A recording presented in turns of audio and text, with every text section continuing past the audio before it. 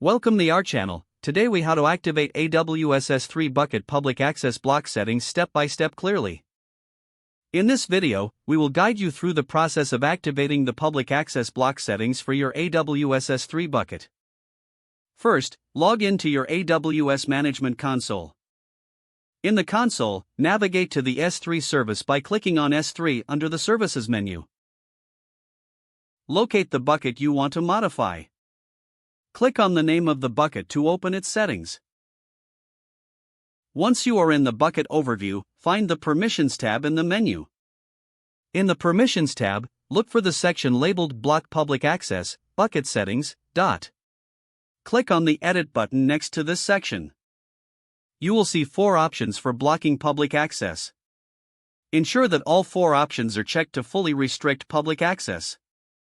These options include block all public access, block public access to buckets and objects granted through new access control lists, block public access to buckets and objects granted through any access control lists, and block public access to buckets and objects granted through new public bucket policies. After checking all these options, scroll down to the bottom of the page.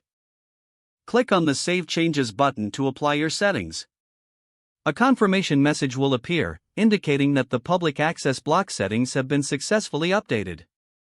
You have now successfully activated the public access block settings for your AWS S3 bucket.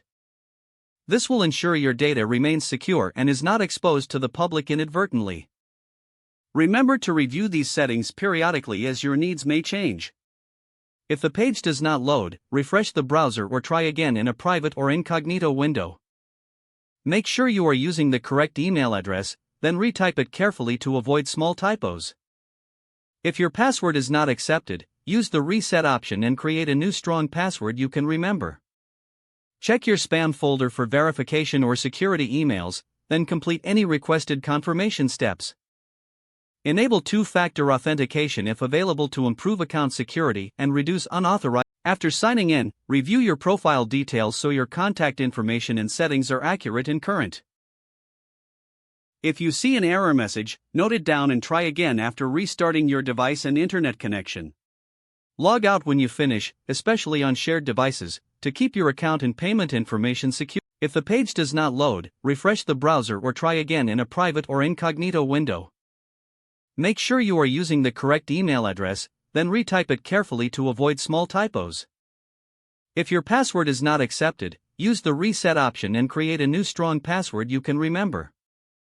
Check your spam folder for verification or security emails, then complete any requested confirmation steps.